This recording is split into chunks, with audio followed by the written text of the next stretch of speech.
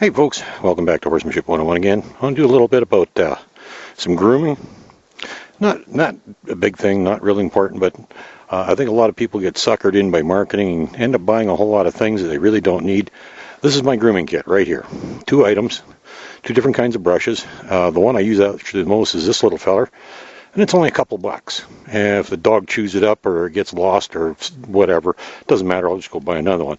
It's the one I use the most. It's fairly stiff. It's a cheap plastic thing. It's great. Gets rid of it's good for when they're shedding. It's also good for getting rid of the mud, all sorts of things. And if you want the horse to look really good after I'm done with that one and I've gotten rid of a lot of loose stuff, then I go over this one, smooth everything off, make it look really nice, and it doesn't do a whole lot other than just take the surface dirt off and smooth the coat down. It's not really a functional item, it's more just for cosmetics, which is why I don't use it near as much. This one I use for making sure that the entire area where the saddle and cinch goes before I ride her is free of any debris, mud stuck to her, anything that's going to cause any discomforts.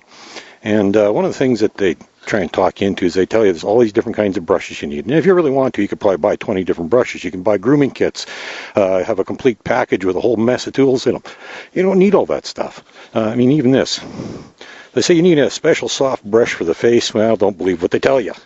And there'll be lots of people that will give you all the expert advice you'll ever need on what you need for your horse, and because the horse doesn't like these. They're rough, they hurt the face. Oh, come on, think about it, people. Horses scratch themselves on wooden posts when their face is itchy, and she actually likes getting brushed with this one. She actually will push into it, and she'll give me her head. And again, that's one of the reasons I actually work at Liberty a lot, is because, as you can see, there's no halter on her, which is great because it's not in the way when I'm trying to brush her. And if I do anything wrong that she doesn't like, she is perfectly free to walk away from me anytime she wants. So that's one of the things I like about having a horse at Liberty, is I always say that the horse will tell you when you're right and it'll tell you when you're wrong. If you're doing something wrong and it doesn't like what you're doing, it'll walk away. If you have it loose like this, that's one of the things I like. So, anyhow, just a couple tips. You don't have to go nuts, spend a fortune on grooming gear. Couple of brushes. I think that one was about $10. This one is about $2, and quite frankly, you can get away with just that one. So you don't have to go out and spend $20, $30, $40, $50 on a grooming kit, or whatever they charge. You don't need a lot of fancy gimmicks and tools. You don't need a whole lot of stuff. Just listen to the horse. She'll tell you if you're doing it right or not. Hey, won't you? See? I'm doing it right. She said so.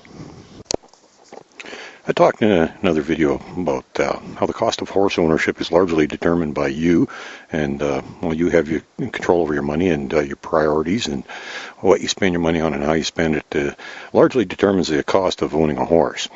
And there's a lot of things you can do to save money, because there's a lot of items that you'll use that you're only going to use them a few times. There's really no point going out and spending hundreds or even thousands of dollars on things that you just don't need. I explained in another video about how you can make a surcingle out of just a cinch and latigo. And you can make your long lines for ground driving out of just some ordinary rope and a clip that you can buy at the hardware store.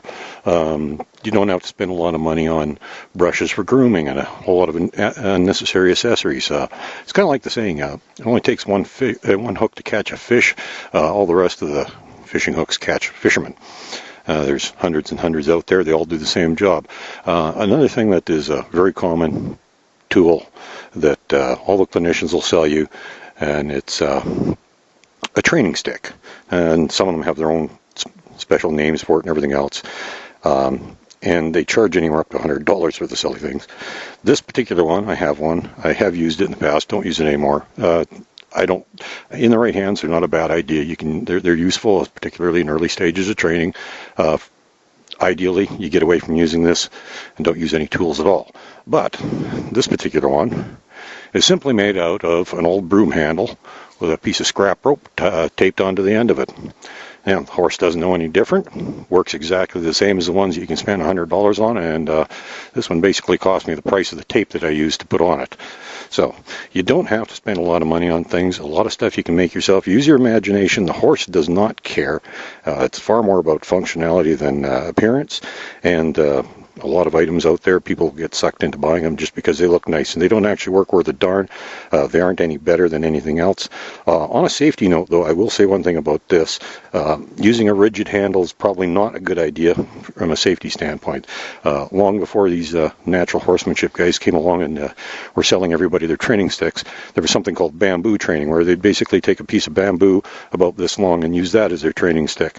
Now, the downside of that was quite popular for a while until one guy, the horse kicked while he was holding it and hit the end of it and actually impaled the guy and killed him.